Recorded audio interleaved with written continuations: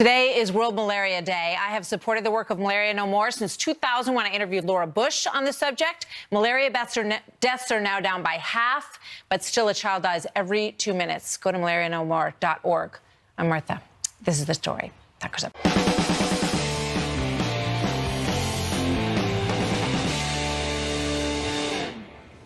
All of a sudden, out of nowhere, Kanye West says the mob can't, quote, make him not love Donald Trump.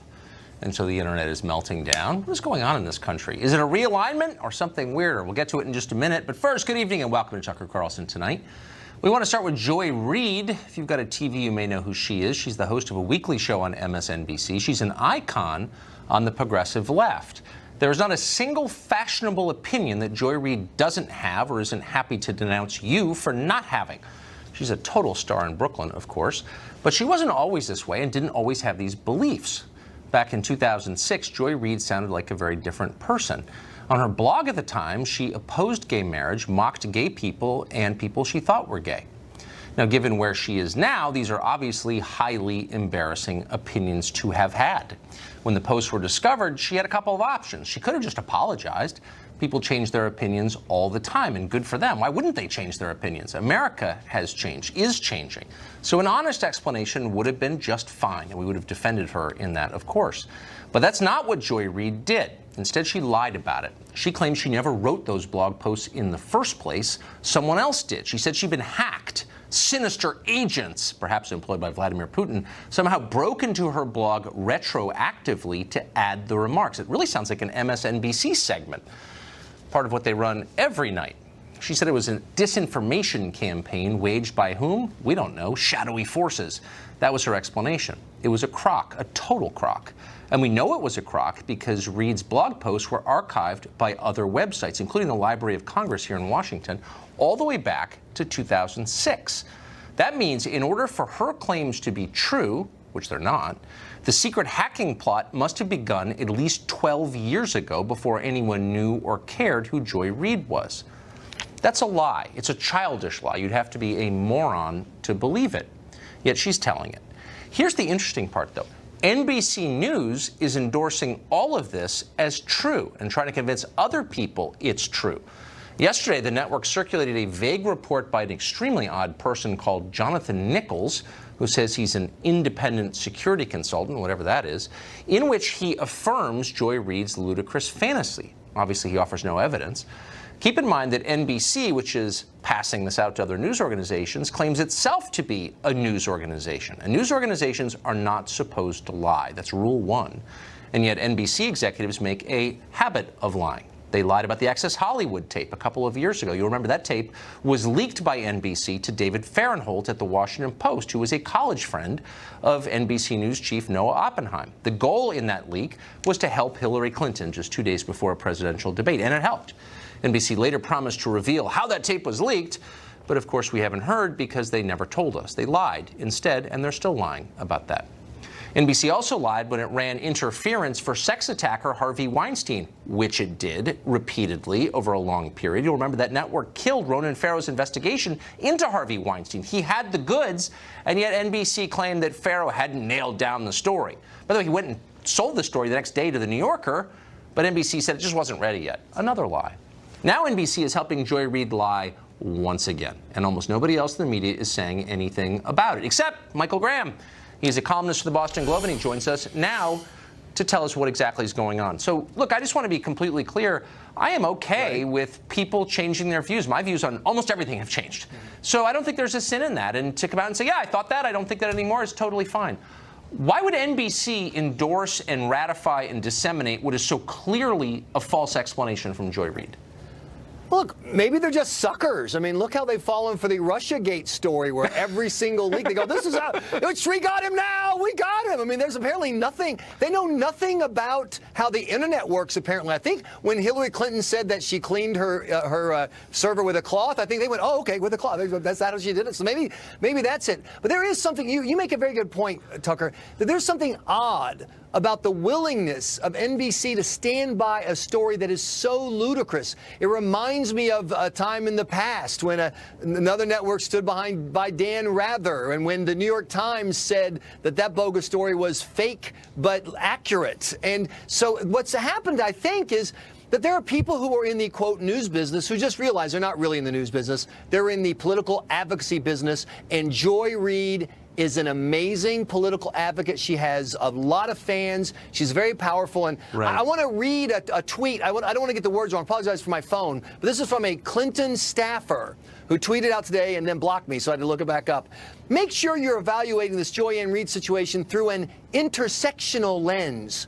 She is one of the most important black female voices on TV. Go Thanks. Well, wait. How about the fact lens?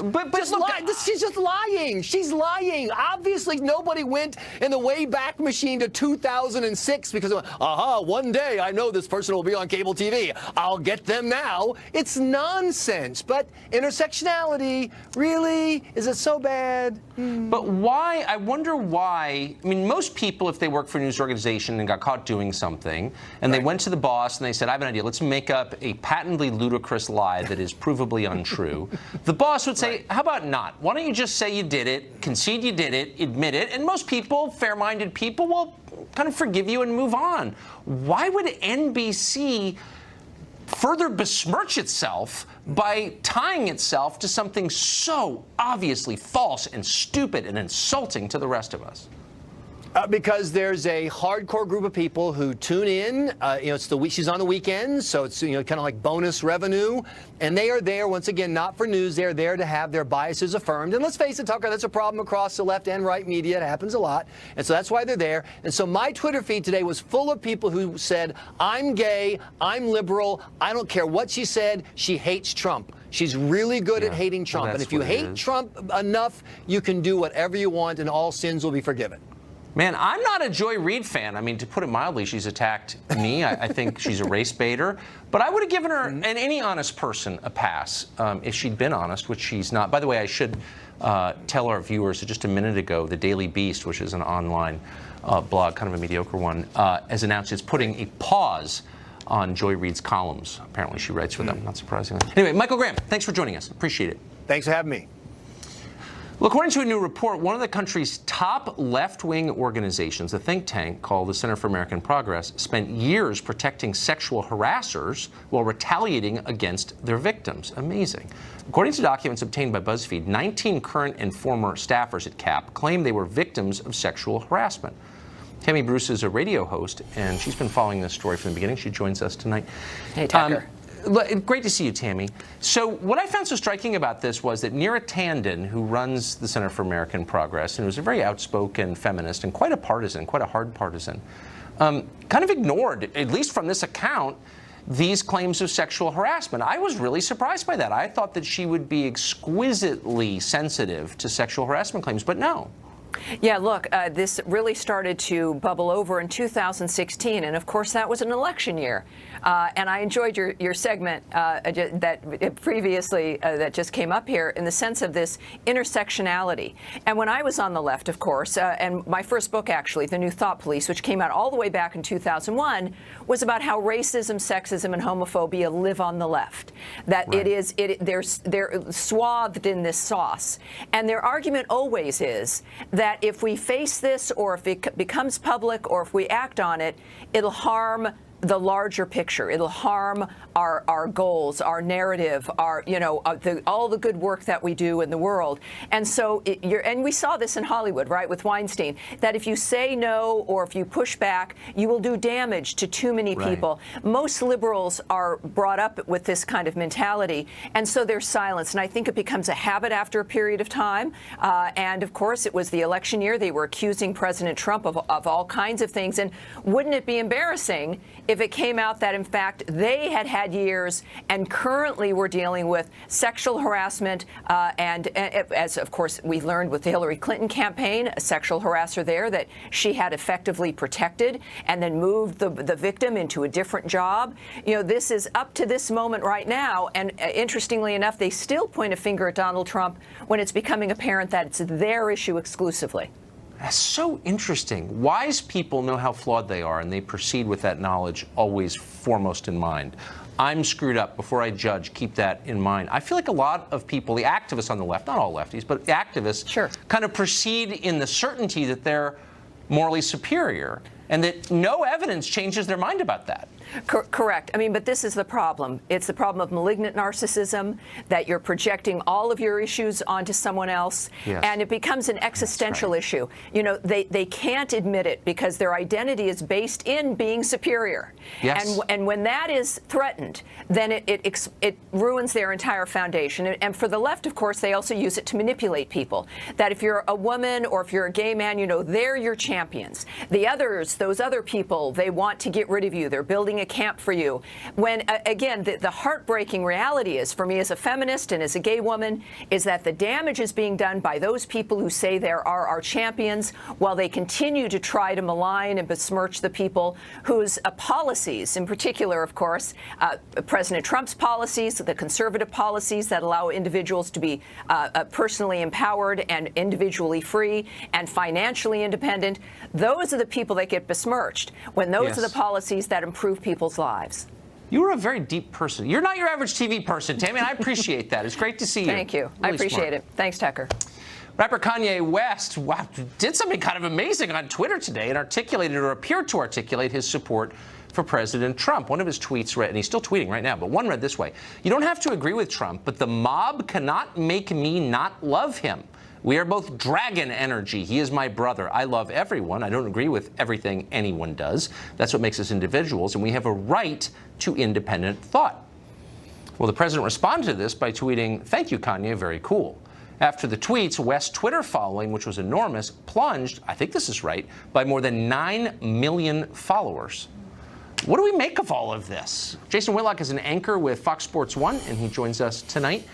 So, Jason, I'm not sure I understand exactly what's going on here. It seems maybe Kanye West decided that he's allowed, as a citizen of a free country, to say exactly what he wants to say.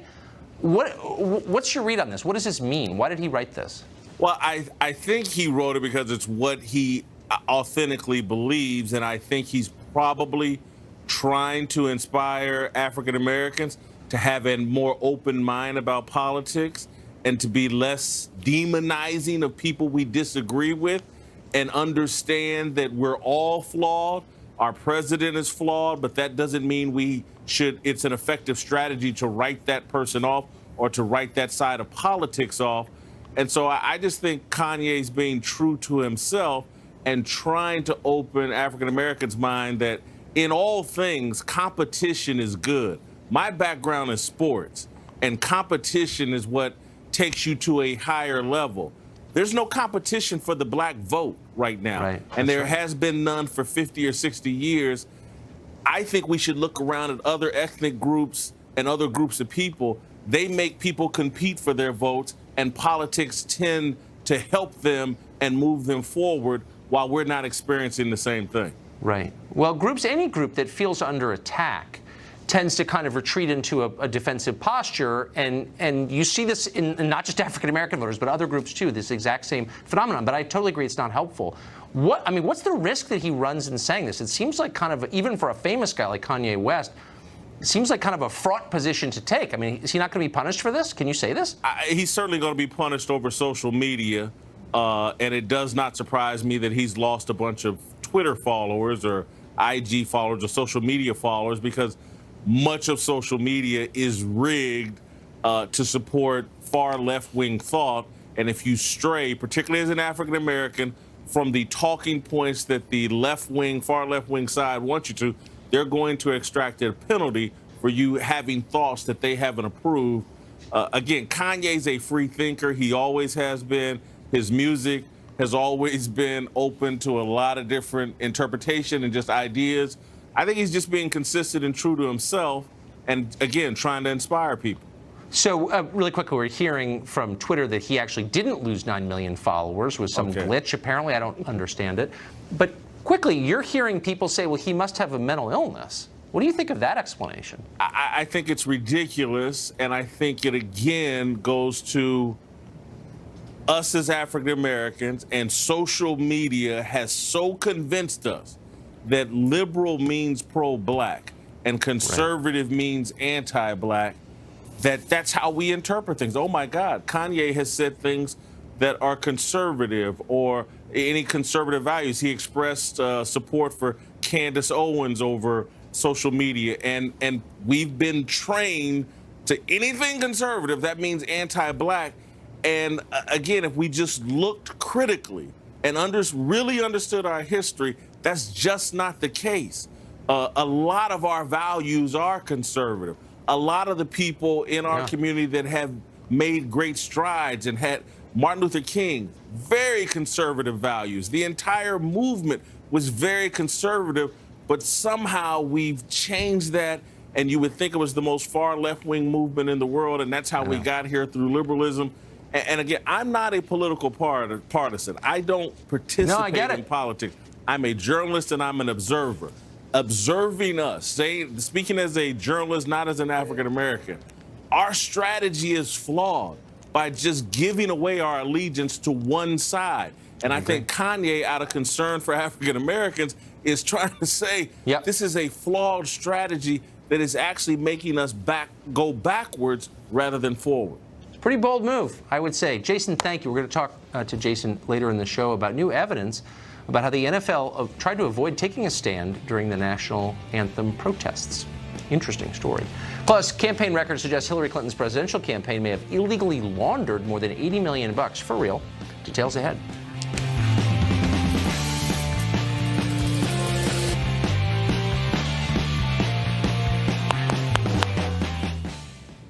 Well, little noticed filing in D.C. District Court. Well, we noticed it, but it may have exposed a massive money laundering operation by the 2016 Hillary Clinton campaign and the Democratic Party.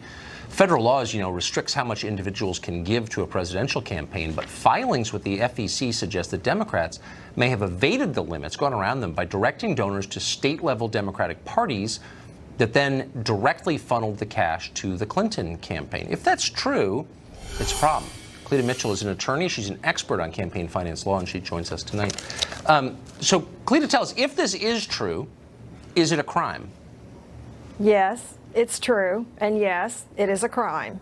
I mean, essentially what they did was they took a perfectly legal apparatus, which is a joint fundraising committee, in this case called the Hillary Victory Committee, and participating in that were the DNC, the Hillary Clinton campaign, and 38 state parties.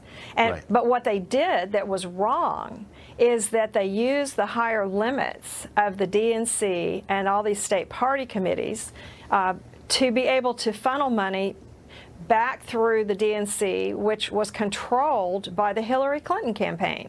You know, you and I talked about this last fall, November, December, something like that. And what has happened since then is that the Committee to Defend the President, which is a hybrid PAC, their lawyer, Dan Backer, went to the records of the FEC and looked at all the reports the DNC had filed, looked at all the reports that the Hillary Clinton campaign had filed and this Hillary Victory Committee had filed, and all of these state parties. And what they have discovered by going through all these documents that are all public records, mind you, nothing that the New York Times or the Washington Post couldn't get, and they have documented in a complaint to the FEC with pages and pages of spreadsheets showing the transactions. And let me just give you a couple of examples. What they would do was they would get, say a donor would write a check for $400,000, which was to be split and allocated among the state parties, the Clinton campaign at $5,400, that was the max that she could get, and the money to the DNC. But what would happen, the donation may have been legal, but what they did with the money is what was illegal, which is that they pretended to send it to the state Democratic parties, and they didn't. In some cases, there were never any transfers made to the state parties, and the state party reports show that they never got the money. Instead, that money all went to Brooklyn. Remember, we talked about this earlier. The DNC bank account was moved from Washington, where it had been for decades, and moved to the same bank in New York that the Hillary Clinton campaign where it had its bank accounts. And remember also, so all this money that's supposed to go out to the state parties never went to the state parties. It went to the DNC account in New York, which Hillary Clinton's campaign controlled. That is the part that gets to be illegal. And remember this is a wrinkle I don't know that we would have paid that much attention to last fall, but the person who negotiated this agreement between the DNC and the Hillary Clinton campaign was Mark Elias, the lawyer for the Hillary Clinton campaign, who negotiated with Mark Elias, who is the lawyer for the Democratic National Committee. I mean, this is Pretty brazen. It's a really brazen scheme, and it's all in the public record. And what the has irony, happened of course, is that they lost anyway. They spent twice as much as the Trump campaign. Oh, but of course they've sued Russia. The DNC has sued Russia because it was their fault. It's irony that makes life bearable. Thank you, Cleta Mitchell. Thank you for that explanation. Really interesting and kind of appalling. Thank you, really. Tucker. The left is using violent, let's just call it what it is, violent tactics to target supporters of gun rights. A congressman who had his home vandalized joins us next to explain what happened to him and his family. Stay tuned. Turns out it's been pretty hard for gun control advocates to change the public's mind on their issue. Gun control doesn't work, and most people know that. So activists have turned increasingly to personally targeting and harassing supporters of gun rights and their families at home. 2 weeks ago, NRA lobbyist Chris Cox had his house where he lives vandalized by anti-gun demonstrators. His wife's business was targeted as well. They scared his children. Congressman Jeff Fortenberry is a Republican who represents Lincoln, Nebraska. He says his home was targeted as well by anti-gun campaigners with the protest group Betsy Riot. Congressman Fortenberry joins us tonight. Congressman, thanks for coming on. Pleasure to see you. Thanks for having me. So tell us what happened. Well, this has actually happened to me twice. About a year ago, I happened to not be home. It was one of those unusual evenings as well where my wife was away, so one of my older daughters was taking care of the young children. My child comes out to go to school. How many children do you have? I have 5 children. 5 daughters. Wow. And my youngest child comes out, and there's a vulgar sign in my yard. Now, we live in Nebraska. Nebraska's a wonderful place to live, work, and raise a family. That's the heart of our values there. So it's not only shocking to me, but it violates a fundamental principle of civility that we have, and it scared my child. I mean, protest me, be angry at me, but don't scare my children in their home. Christmas morning, I pull the curtains open, snow is all over the yard. I thought I saw something unusual by my mailbox. Again, 2 more vulgar signs in the yard. So call the police and all that. That's just what we do. There's a basic violation of a standard here. You got differences. People, again, have the right to write me, protest me if they like. But when you attack or vandalize somebody's home, it really violates a sacred space. Well, it's unbelievable. Especially scary you've got children. a wife and 5 daughters at home, and you're a public figure, and you've got an office in Washington, a district office, you're on the road all the time. People can confront you with their differences whenever they want. Who did this? On the sign, I don't know if that one has it. It probably says Betsy Riot, some kind of cult group that's in Nebraska. I don't know if they're nationwide. It seems to be related to this incident that happened up here in Washington, D.C. as well. And one of the 2 of the people identified are University of Nebraska faculty members, which is even more bizarre because they are guardians of a trust to create a university environment which is liberating in the real sense of the word in the pursuit of intellectual truth. That's inviting, that is creative and imaginative. Imagine a young person coming off a farm out of Scribner, Nebraska, who wants to study ag economics and go back to the farm and help her mother and father expand that operation, and is very proudly coming to the University of Nebraska and gets faced with this kind of hostility and hate because in the university setting they are insulated and they're able to propose or impose their ideology upon students. It's very jarring to our set of values. Again, Nebraska is a great place and the university is generally reflective of that, but there is a group of people there who are violating this most basic human standard. Why should taxpayers subsidize harassment? Well, I don't think they should. Obviously, It's a public university sustained I agree. with state and federal dollars. The university's in a difficult position, and obviously I think that they should do what they can within the limits of the law to try to stop this vandalism. But there's something that's deeper here. It's an intellectual vandalism, if you will, that's robbing the university student experience of the joy of creative imagination in an intellectual environment in which you debate your way through a diversity of ideas and try to come to some conclusion for good. And when you have a threatening, harassing environment, it's just inconsistent with the great trust that a university should have. That's so nicely put, because you're not trying to win someone over to your side. You're trying to bully and intimidate someone. You're trying to force someone to agree with you, which is obviously fascist. Congressman, thank you for coming on. Pleasure visiting with you. Thank you. Speaking of college, university education costs more and more and more. What are you getting in return for that? We have the numbers in part 3 of our series, Is College Worth It? That's next. Higher education in America is crushingly expensive. College tuition rates are rising far faster than family income is. Colleges are also politically monochromatic. Once in school, your kids will submit to brainwashing or they will suffer. When they come home, they may have learned to hate the values you raised them with, the ones you believe in. They may also be addicted to drugs and alcohol. So obviously the costs of college are extraordinarily high. But it's worth it, we tell ourselves, for the education. Education is key. Our kids need to learn. So the question is, are they learning? Well, several years ago, a pair of academic researchers decided to find out. They studied data from a group of more than 2,000 students enrolled in four-year colleges who've been tracked over a period of years. The book that resulted from all this research was called Academically Adrift: Limited Learning on College Campuses. Among its many findings, 45% of students, quote, did not demonstrate any significant improvement in learning over the first 2 years of college. Close to 40% didn't learn anything at all over 4 years. How did students learn so little? Well, many of them never really studied. 35% of students reported spending no more than 5 hours a week in academic preparation. Overall, the study found a 50% decline in the number of hours students spent studying compared to several decades ago. The average full-time college student now spends only 2.76 hours a day on all education-related activities, going to class, studying, all of it, and more than twice as much time shopping, eating, and partying. Multiply this by an entire country, and you wind up with a deeply ignorant population. There has been a consistent decline in adult literacy in America over the past 25 years, despite the fact that more kids than ever are going to college. Two separate studies by the National Assessment of Adult Literacy found that most college graduates fall below proficiency in verbal and quantitative literacy. The majority could not complete simple cognitive tasks like comparing the viewpoints in newspaper editorials or calculating the cost of food items in the grocery store.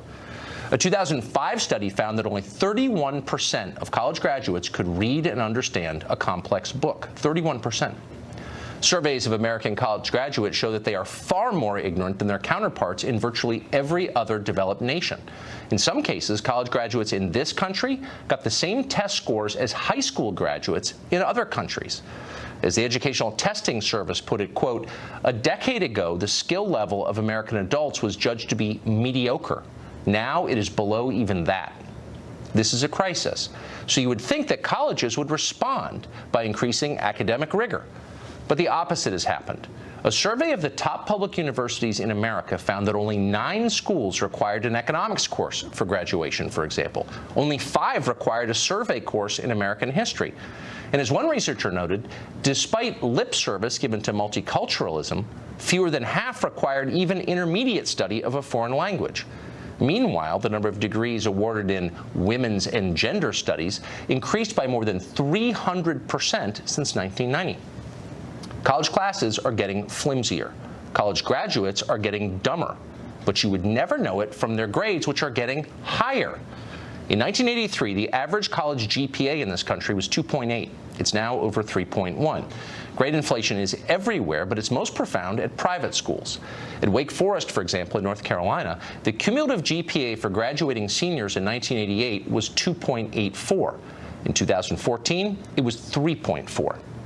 Nationally, the most common grade given in college courses right now is an A. According to the New York Times, about 43% of all letter grades given are A's. Only about 10% are D's and F's. In other words, more students are failing, yet almost nobody fails. Kids know less, but their teachers assure them they know more. Colleges barely teach, yet every year they increase their fees. Try that in a private business. You might get indicted for fraud. Do it at an American university, and you get billions in taxpayer subsidies. Mark Roosevelt is the president of St. John's College in Santa Fe. St. John's is one of the only colleges in America that is still trying to provide a traditional liberal arts education centered on the study of great books. Mark Roosevelt joins us today. President Roosevelt, thanks for coming on. Appreciate it. So, thanks for having me. I want to talk to you specifically because I think this is not to promote your school, but I do think St. John's is different from most universities. So maybe you've got a different vantage on this. Looking at the country, how has it happened that when more people are going to college than ever before, there is a consistent decline in adult literacy? How did that happen? Well, first of all, thank you for allowing St. John's to join this conversation. We believe in conversation and civil discourse, which is another thing that, as you've pointed out, is unfortunately absent from many places. Yes, I agree. Wow. We are, you noted that we were different, Mr. Carlson. We are so different. We may be the most rigorous college in America. Our freshmen must learn ancient Greek. Our seniors struggle with quantum physics. Along the way, they have to take calculus. They have to learn how to do differential equations, and they have to study Hegel and Kierkegaard and Karl Marx and Adam Smith. So we are sailing against almost every prevailing wind in American higher education.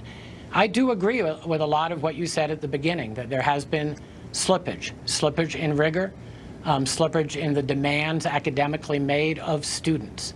And we think that is a mistake, and we have no intention of joining that particular parade in higher education. Well, good for you. I wonder, though, what you make of this phenomenon. Maybe I'm misreading it, but as the outcomes decline, become less impressive, kids know less when they graduate, rigor declines. You would think colleges would say, we're turning out people who don't know very much. Only 30% can read a complex book. Maybe we want to teach them more. But the opposite seems to be happening. Why? Well, I'm not sure that I know the answer to why. The movement towards allowing students to shape their own curriculum and to be able to determine their own education is part of it. A lack of expectations is another part of it. Again, not to return to St. John's, but that's what I know best. Our students read 200 books, and I mean 200 serious books over the course of their education. But, Mr. Carlson, in all honesty, we are for very few folks. I mean, we have about 800 students between our two campuses, and our students are very self-selecting. They know what they're getting into. They know how hard it's going to be. And, you know, that is a very serious challenge for a lot of students, and so most maybe that's colleges it. are not like that. Well, so maybe you put your finger on it. What you're offering is a traditional liberal arts education that would have been familiar to a lot of well-educated Americans 100 years ago. Now you've got 800 students. So I guess the question is, what percentage of the American population is really suited for, interested in, should participate in a liberal arts education? Well, you know, I honestly believe that there ought to be a lot of diversity in our educational offerings. You've talked in the previous shows about career preparation, and there is a place for that. There's a place for people who want to get trained to do a job, even though we also know from colleges that only about 20% of students will actually work in something that they majored in. As you may know, Mr. Carlson, we don't have majors at St. John's. We don't think that life breaks down into majors. So again, we're just very different. So, you know, the liberal arts education can be described as very different things in very different places. At St. John's, it's an all-required curriculum. Everybody's taking all of the same courses, and they're all of equal rigor and equal demands. They're in very small classes. You know, an average of about 15 students in a class, so there's no place for them to hide.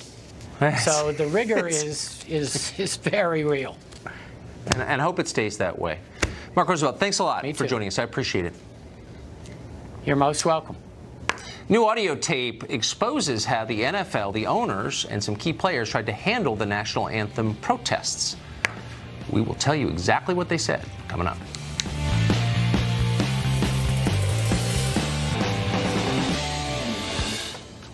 The NFL suffered a big ratings drop and a loss of public support after dozens of players publicly protested the national anthem. The president blasted the league, and in response, Commissioner Roger Goodell suggested it was somehow wrong to disrespect a pro sports league. Now a leaked audio tape reveals a secret meeting between NFL owners and players where they discuss how to mitigate the impact of the protests. Missing from the agenda, any notion the league should stand up for the dignity of the anthem or the country or anything like that.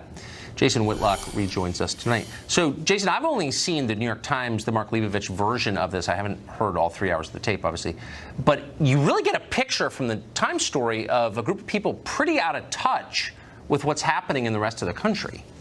Yeah, I think so, but we got to remember, this is the New York Times reporting the story. This is a 3-hour meeting. They have the entire audio tape.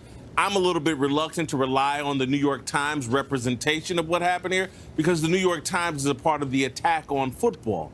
And so I'm not surprised reading this story that no one looks good. No one looks like they have a real clue about what they should do, because I think the New York Times is invested in tearing down football, the NFL in particular. Interesting. A nuance that went over my head. Part of the story describes the owner of the Miami Dolphins, this guy Ross, suggesting a march on Washington with NFL owners and players. What would that look like?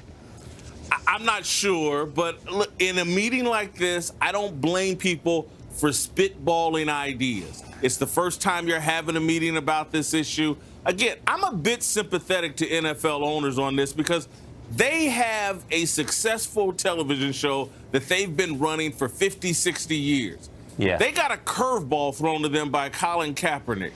And so I'm not surprised they didn't know how to handle it. And they can't believe the way the media is all rigged against them because you can't inject common sense into this discussion. The NFL is a television show. And so you have a television show. If you decided, hey, you know what, I'm going to talk about cooking every day on this show rather than politics, your bosses would have a right. No. That's not what we do on our television show. And the NFL owners have a right to say, no. On our television show, we're very patriotic. We don't have protest right before kickoff of our football games. That's not the way we conduct our TV show. Our viewers don't want it. The people in the stands don't want it. We get you want to talk about these issues. We'll give you money. We'll pay you for playing these games. You can talk about these issues on your time, not during my television show. The media needs to explain that to people. Yeah. Everybody has to abide by rules in television and in other employment issues. If I worked at the post office or UP, anywhere, there's rules I have to follow. We're acting as if these players can make their own rules, and anyone that objects is a racist.